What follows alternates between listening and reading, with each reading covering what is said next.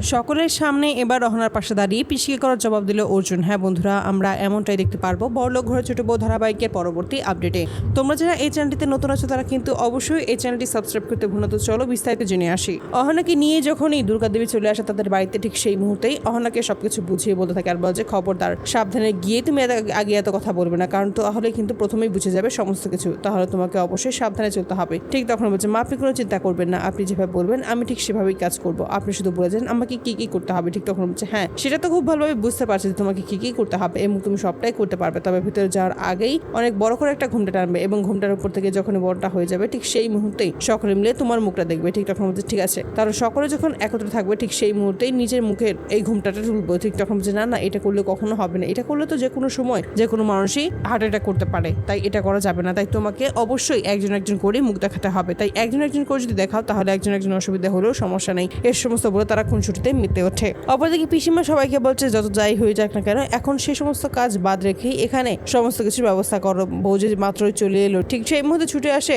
পল্টু এবং পল্টু তখন বলেছে এই সমস্ত কিছু শুধুমাত্র ওই মেয়েটার জন্য হয়েছে, এই বলে তখন বড় ভাবিকে কথা শুনতে থাকে পিসিমা। ঠিক তখনই পিসিমাকে বলছে না পিসিমা, আপনি যেমনটা ভাবছেন ঠিক তেমনটা নয়, আর আপনারা শুধুমাত্র অহনাকে অকারণে দোষারোপ করছেন যে এই মেয়েটা এই বাড়িতে নেই, এই বাড়িতে চলে গেছে এবং ছোট অন্য একটা মেয়েকে বিয়েও করে এই বাড়িতে এনেছে এবং তার হয়ে এখনো বদনাম করছেন, সেটা কি আপনার কোনোদিনও যাবে না। ঠিক তখন বলছে সেই সমস্ত নয়, পরেই দেখা যাবে। এই সমস্ত বলে নিজেরাই সমস্ত কিছু জোগাড় করে ফেলে এবং সেই মুহূর্তেই বরণটা রেডি করতে গেলে দুর্গাদেবীর কথাতেই অহনা খুব লম্বা করে একটা ঘুমটা টানে এবং সেই ঘুমটার পরেই দেখা যায় ধীরে ধীরে বাড়ির ভেতরে সামনে যেতে থাকে। ঠিক সেই মুহূর্তে কলিং বেল বাজালে সকলে ছুটে আসে। এতে করে তখন তিন বউ একটু অবাকই হয়ে যায়, সত্যি সত্যি অর্জুন অন্য একটা মেয়েকে বিয়ে করে নিয়েছে, এটা সে কোনোভাবেই ভাবতেই পারছে না। ঠিক সেই মুহূর্তে বলেছে না, আমরা এখান থেকে কোথাও যাবো না, আমাদের যদি যেতেই হয় তাহলে আমাদের মরা লাশ এখান থেকে বেরোবে, এই সমস্ত বলে সেখানে ঠায় দাঁড়িয়ে থাকে। ঠিক তখনই একজন বলছে এভাবে বললে কখনোই হবে না, আমাদের ওখানে যেতে হবে এবং বুঝতে হবে আসলে সত্যি এই মেয়েটা ভালো খাবার বানায় না। এই সমস্ত কথা শুনে তখন অহনার পিসি বলছে এটা আপনি একদম চিন্তা করবেন না, এই সমস্ত কিছু রান্নার দায়িত্ব আমার নিজের, আমি ওকে ছোটবেলা থেকেই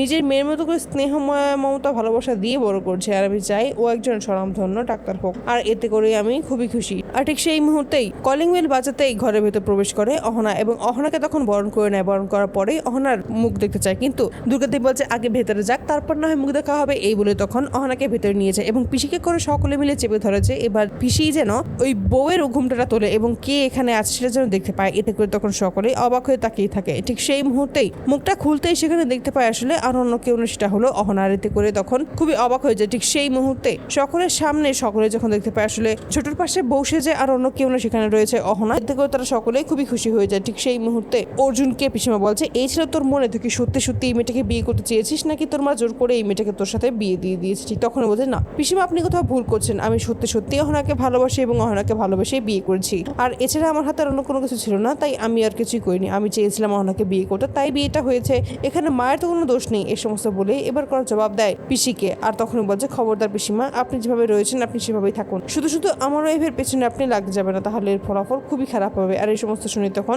পল্টু ক্ষিপ্ত হয়ে বলছে কি সমস্ত কথা বলছিস তুই। ঠিক তখন বলছে হ্যাঁ, আমি একদম ঠিক কথাই বলছি, আর এই সমস্ত কথার মাঝখানে তুই একদম কথা বলবি না, তাহলে কিন্তু খুব খারাপ হয়ে যাবে। এতে করে তখন পল্টু একটু চুপসে যায়, সে আর কোনো কথাই বলে না। তো বন্ধুরা, তোমরা কি চাও জন্য এবার এভাবেই সকলের সামনে যখন অহনার পাশে দাঁড়ায় অর্জুন এবং সবাইকে চমকে দিয়ে যেন পিসিকে করার জবাব জানিয়ে দেয় যে এবার যেন কোনোভাবেই পিসি অহনার উপর অত্যাচার না করতে পারে, তার জন্য অবশ্যই তোমরা তোমাদের মতামত কমেন্ট বক্সে জানাতে ভুলবে না। ধন্যবাদ।